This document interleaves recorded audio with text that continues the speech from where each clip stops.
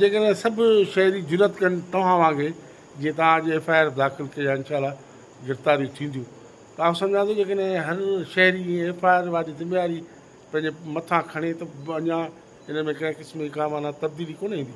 बिल्कुलु ग़ुलाम क़दर तव्हांजी ॾख जी ॻाल्हि आहे। इहा ई शाम जो शहरी ताज़ी ॻाल्हि थी त हर माण्हू पंहिंजी ज़िम्मेवारी महसूसु करे। मूं सोचियो पिए त मां सम्झां थो त को बि अहिड़ो माण्हू बचियल कोन्हे जेको मेहरान कानून मां ॾंगियो न हुजे।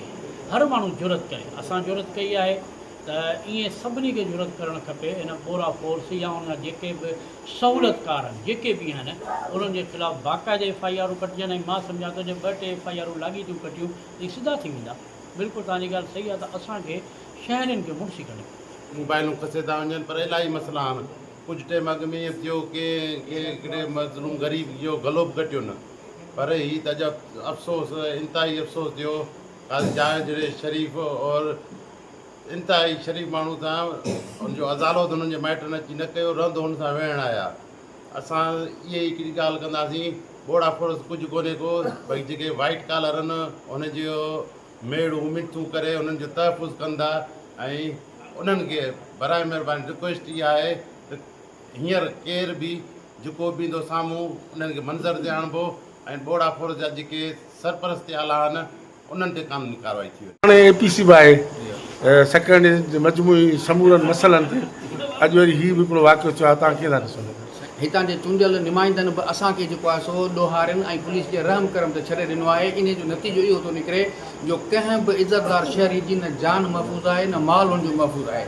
इन ई सिलसिले में असां जेको आहे सो सुभाणे शाम जो 5 वॻे पंहिंजे सिंध हाउस ते सिंध यूनाइटेड पार्टी पारां जेको आहे सो APC घुराई आहे। उन में सभु सियासी तंज़ीमूं गॾिजी करे ऐं हिन सॼी बदमाशी ऐं गुंडागर्दी जे ख़िलाफ़ु को आईंदा जो लाइमल जोड़े का जदोजहद कंदासीं। जीअं अॼु असांजे सकरण शहर जे मुअज़िज़ ऐं कालम निगार ऐं जेको आहे सो समाजी अॻवान उन सां एॾो वॾो हादसो थियो आहे। उन सां एॾो वॾो वाक़ियो थियो आहे जो हुनजे घर मां घिड़ी तशद्दुद करणु या उनखे जेको आहे सो चोरियूं करणु ही किथां जो इंसाफ़ आहे। इन लोगों ने शहरियों का जीना दूभर कर दिया है।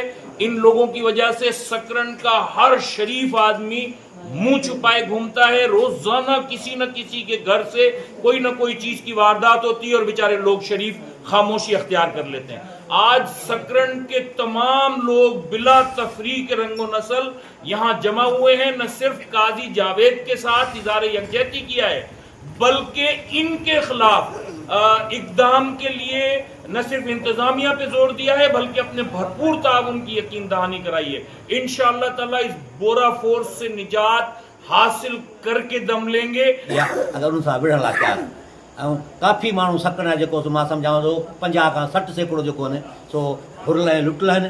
ऐं हिन त काज़ी साहिब सां बि चोथों दफ़ो जेको सो थियो आहे ऐं इतफ़ाक़ सां जेको सो हिन ॻाल्हि असीं हिकिड़ी ज़रूरत बि ॾिनी आहे ऐं हौसलो बि ॾिनो आहे त उन्हनि खे हिन जेको अॼु पकड़ियो आहे ऐं उन्हनि मज़ामत कई आहे ऐं उन में जेको साईं जन खे धक लॻा आहिनि ऐं पाण ज़रूरत जो जेको सो मुज़ाहिरो करे सकरण में जेको सो आया आहिनि हिते पुलिस स्टेशन ते ऐं FIR कराई आहे। ऐं सकरण टोटल शऊर हर मकतब फ़िक्र जो माण्हू हुन सां गॾु आहे।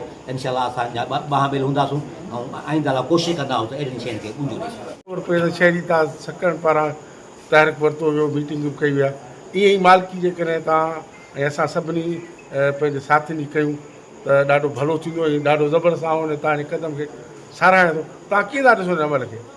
महिरबानी भाउ गुलाम क़ादिर साहब।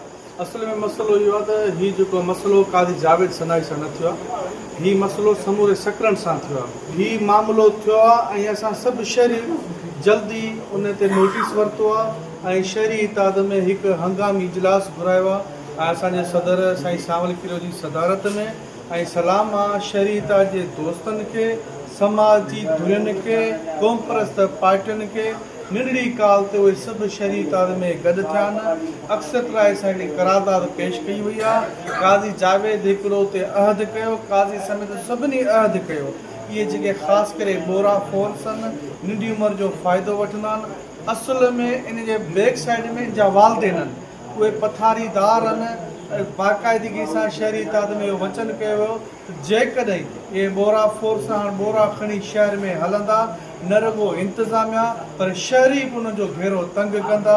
अॼु अल्हम्दुलिल्लाह काज़ी ऐं शहरी इताद गॾिजी हिते थाणे ते पहुता आहिनि ऐं पुलिस बि कुझु ताउन कयो आहे असां सां ऐं FIR असां कटराई आहे। इनशाला जेके बि नॉमिनेट माण्हू आहिनि उहे गिरफ़्तार थींदा। हिकु कयूं त बराए महिरबानी इन बोरा फोर्स उनजे वालदेन ऐं उनजे सहूलियतकार जेके आहिनि उन्हनि खे गिरफ़्तार करे कैफ़िर किरदार ते पहुचायो ऐं शहरनि खे तोहफ़ुज़ फ़राहम कयो।